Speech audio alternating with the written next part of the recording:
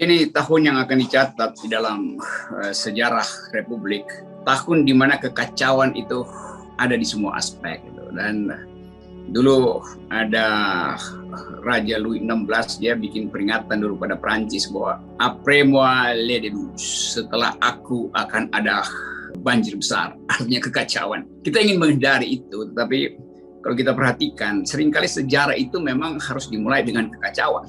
Baru ada perbaikan. Kalau perbaikannya piecemeal, sepotong-sepotong, itu artinya kita sekedar mau tambal sulam sesuatu yang sebetulnya harus diganti. Gitu. Jadi sejarah selalu punya semacam kearifan untuk menghasilkan perubahan secara total. Nah tentu kita membayangkan krisis ekonomi, krisis pandemi hari ini juga akan terhubung dengan hal yang sejenis di dunia. Sehingga betul-betul kita nggak ada cara lain. Kemarin kita masih berupaya untuk minta tolong negara-negara tetangga, tapi gelombang ketiga rasanya sedang berlangsung di seluruh dunia. Sehingga beberapa negara justru mengisolasi diri dari Indonesia sekaligus menabung dan menimbun peralatan medis, dan kita mungkin punya kesulitan karena kita belum bisa produksi sendiri. Ya kita mungkin nggak perlu bandingkan dengan Eropa atau Amerika, dengan negara tetangga aja Malaysia. Malaysia juga mulai mengalami keresahan sosial dan mulai ada protes karena soal ekonomi juga terganggu, daya beli mungkin juga udah berkurang gitu. Sehingga beberapa orang mulai minta agar supaya Perdana Menteri mundur bahkan tuh. Padahal kita tahu sistem kesehatan Malaysia jauh lebih siap dari kita. Penduduknya lebih sedikit, lebih mudah diatur. Secara etnisiti juga ada ketegangan etnis, tetapi bisa diselesaikan di dalam sistem politik mereka. Nah di kita di sini itu bukan sekedar rumit, tapi simpang siur isunya kan. Dan mulai dari soal data yang nggak benar, lalu ada omongan dari Menteri Luhut, ada omongan dari Erick Thohir, dan orang nggak ngerti nih apa sebetulnya yang berlangsung.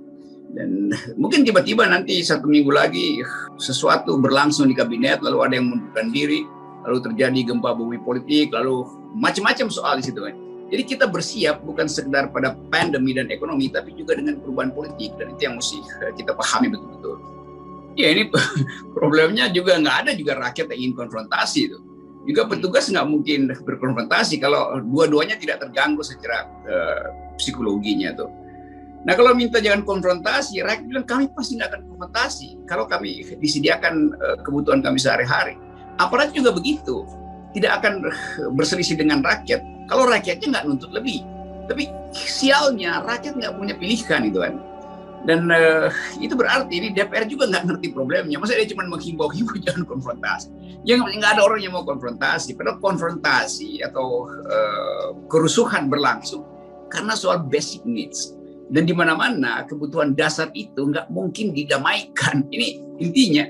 Jadi minta orang lapar jangan konfrontasi, ya itu percuma karena di dalam hierarki kebutuhan soal perut itu lebih mendasar daripada soal ideologi itu. Jadi soal yang material selalu mendahului hal-hal yang sifatnya ideologis. Kita belajar lah itu dari sosiologi. Jadi DPR ini juga dia udah nggak punya kemampuan untuk menilai pemerintah. Dia sekarang mulai menilai keadaan di bawah. Padahal rakyat anggap problemnya bukan di kita, problemnya ada di istana. Jadi DPR tolong ngomong ke istana bahwa lakukan kebijakan yang betul-betul radikal supaya nggak ada konfrontasi. Berkali-kali kita tahu bahwa yang radikal itu artinya patuhi undang-undang bilang karantina, itu tidak akan menyebabkan konfrontasi. Kan orang nggak akan tumpah ke jalan kalau diasuh makanannya sehari-hari, ya dia di rumah aja.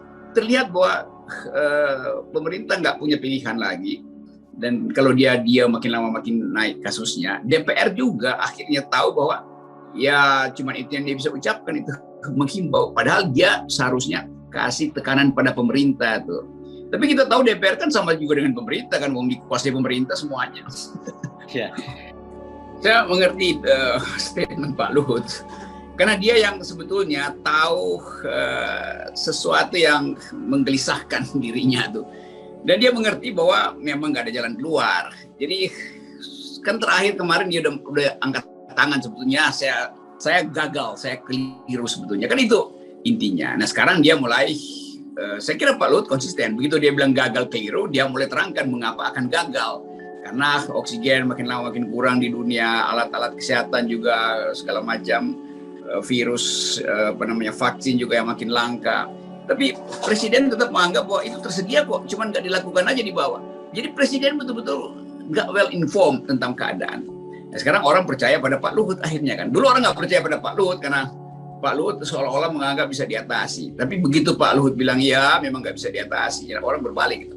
Jadi biarkan Pak Luhut yang memimpin kecemasan publik sebetulnya, bukan atau dengan kata lain, dulu Pak Luhut memimpin pesimisme, optimisme publik. Sekarang dia memimpin pesimisme publik dan itu memang faktual. Jadi ada koordinator pesimisme sekarang. Saya kira iya, cuman kan agak aneh presiden bertanya yang jawab adalah ajudan atau juru bicara Pak Luhut kan. Mestinya yang jawab Ngabalin. Karena dia yang paling tahu kan. Jadi terlihat juga Ngabalin udah nggak tahu info. Karena memang dia cuma ngutip-ngutip info doang. Jadi nguping tapi nggak ngerti apa-apa. Nah sekarang dia diem. Atau Basir yang mesti jawab. Basir juga akhirnya diem. Jadi percaya memang bahwa informasi Luhut Panjaitan itu yang benar. Jadi kan juru bicaranya pasti tadi pagi di brief oleh Pak Luhut. Dan Pak Luhut bisa prediksi kalau pertanyaan begini jawabannya begini ya, jujur ya jawabnya. Nah, udah, jadi kejujuran itu akhirnya datang bahwa memang di istana itu terjadi dualisme dari awal. Hal yang kita udah deteksi sebetulnya tuh. Pasti ada yang menginginkan lockdown, tapi karena ya presiden mungkin bahasa tubuhnya nggak enak karena habis ketemu dengan oligark gitu, maka dia bilang ya saya memilih yang paling masuk akal adalah waktu itu apa dia sebut istilah pertama apa ya? PSBB itu saya kira yang paling masuk akal. Lalu Pak Luhut terpaksa mesti menerangkan itu dan karena dia disuruh untuk menjadi komandan penyelesaian COVID, bahkan Pak Luhut janjikan kan enggak dalam 1 minggu selesai ini 5 kota nih, saya pastikan gagal. Sekarang Jawa Bali gagal lagi, akhirnya nggak tahan Pak Luhut. Sebetulnya saya dari awal maunya lockdown, jadi udahlah itu hal yang selalu post factum. Tapi udah terima aja bahwa memang tidak ada koordinasi di istana.